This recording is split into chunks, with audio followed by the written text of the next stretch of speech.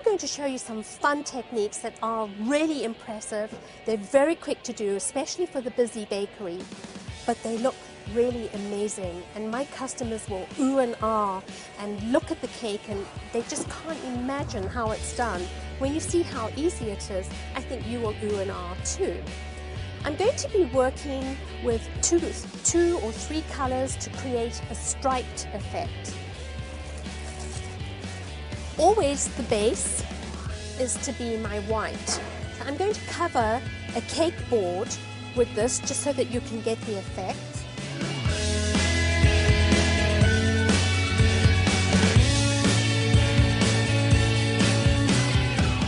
So you need to roll to the length of the cake, up the side, across the top and down the side. If you have a 10-inch cake, 4 inches on each side, you need to roll this little sausage out to 18 inches. Whatever colors you're using should equate to one third of the amount of white that you have. If you're working with two colors, those two colors must still equal 1/3.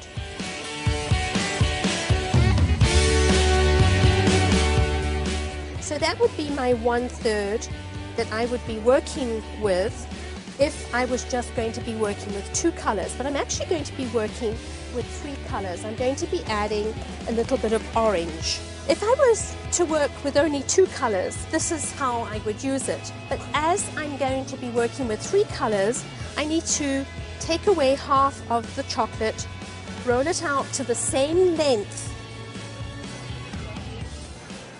as the white, and then I'm going to add the orange.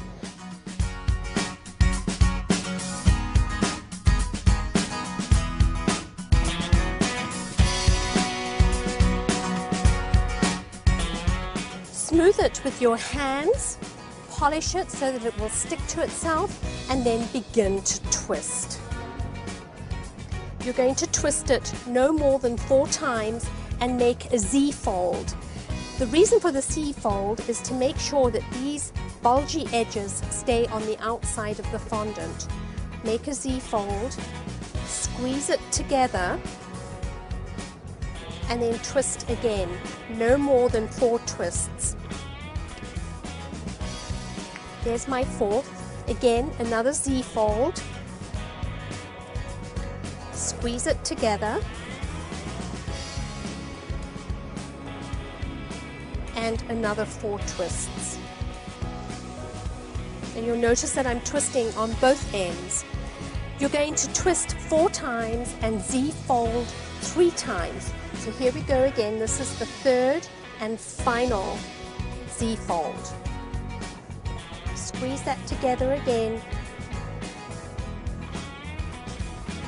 and twist.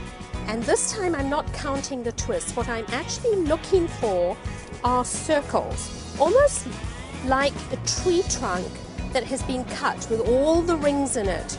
I want nice even rings. So what I'm looking for as I twist is I'm looking for my brown.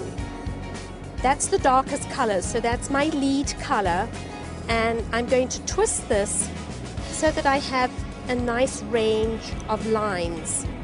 This is a little bulky, I don't quite like that. So I'm going to twist this around, and maybe the other side is nicer. I think that side looks nicer. Keep looking for your twists. Twist all the way to the end, and then you're going to push it back to the length that you require.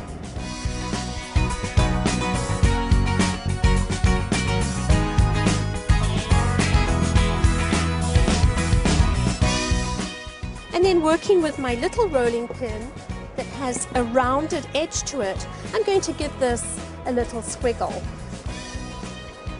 And look how those colors meld together. It looks like a piece of marble.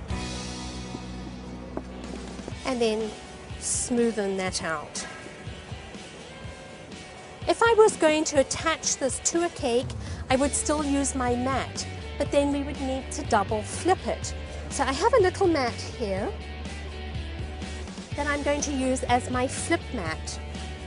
Put the fondant over put the mat over the top of the fondant, flip it over and peel this away.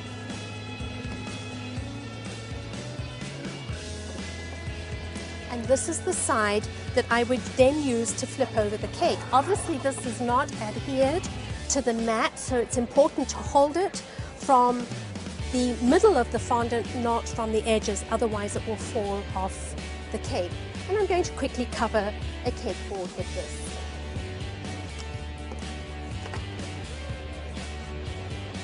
In the same manner as though we were covering a cake.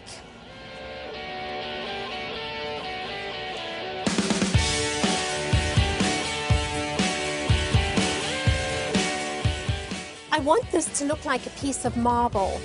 I can't luster it because luster on dark colors turns it silver.